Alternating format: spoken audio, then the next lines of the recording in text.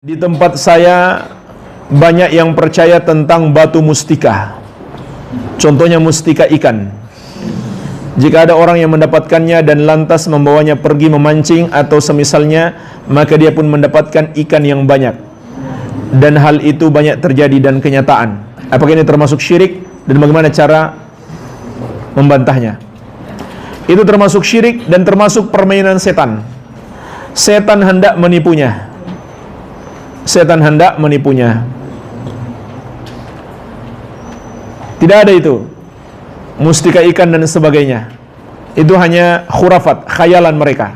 Saya juga sering dengar di kampung orang-orang ngomong seperti itu. Itu semuanya adalah tipuan setan. Dan itu masuk dalam kategori jimat. Sama dia dengan jimat. Benda yang mereka anggap bisa memberi manfaat.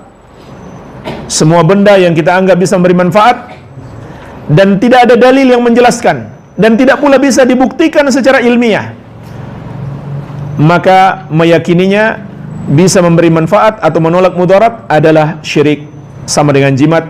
Nabi SAW mengatakan, man allaqa tamimatan faqad asyrak. Barang siapa menggunakan jimat, dia telah berbuat syirik. Kalau dia yakini mustika ikan ini bermanfaat dengan sendirinya, atau benda apa saja, bukan Allah yang memberi manfaat tapi benda itu sendiri, maka itu adalah syirik besar. Kalau dia yakini itu hanya sebab dan Allah yang memberi manfaat, maka itu adalah syirik kecil. Nah, pertanyaannya, ternyata menjadi kenyataan, berhasil. Itulah namanya permainan setan yang terkandung di dalamnya sihir dan perdukunan. Ini permainan setan untuk menipu dia. Mudah saja bagi setan merekayasa itu terjadi seperti itu. Gampang kok, mudah sekali. Kalau orang tidak belajar agama, mudah dibodoh-bodohi oleh setan. Iya. Sama dengan pengobatan. Seringkali kita dengarkan ada orang berobat ke sana kemari, ke dokter semuanya, nggak ada yang bisa mengobatinya. Bahkan mereka tidak tahu apa penyakitnya. Sekali datang ke dukun langsung sembuh. Nyata atau tidak? Nyata. Apakah dukunnya menjadi benar? Tidak, tetap salah. Jadi jangan tertipu dengan apa yang kita saksikan, tapi kita kembalikan kepada syariat. Iya. Kebanyakan pamali-pamali itu biasa terjadi jika seorang melakukannya dan biasanya fakta. Bagaimana menanggapi pernyataan-pernyataan tersebut? Jawabannya sama, mirip tadi. Jadi kita kembalikan kepada dua hal. Yang pertama, dalil syar'i. Ada nggak dalilnya? Misalkan mereka anggap ini bulan sial. Kalau nikah sial, itu kan arti pamali ya. Yang bisa mendatangkan kesialan.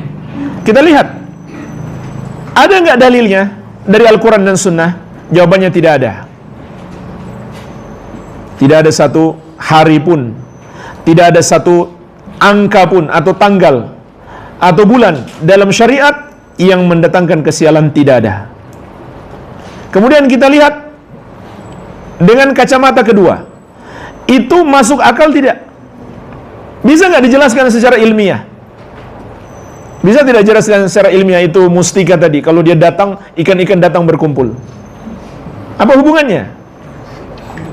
Atau angka-angka, bulan-bulan, atau apa saja yang mereka anggap sial, bisa nggak dijelaskan secara ilmiah? Kalau ada ini, datang kesialan itu, nggak bisa juga. Maka meyakininya adalah syirik. Kenapa? Yang bisa memberikan kemanfaatan atau menakdirkan kesialan hanya Allah, bukan benda-benda itu, bukan pula keyakinan-keyakinan terhadap angka-angka dan sebagainya. Iya. Jadi walaupun terjadi secara kenyataan, maka kita katakan itu permainan setan. Itu permainan setan. Iya.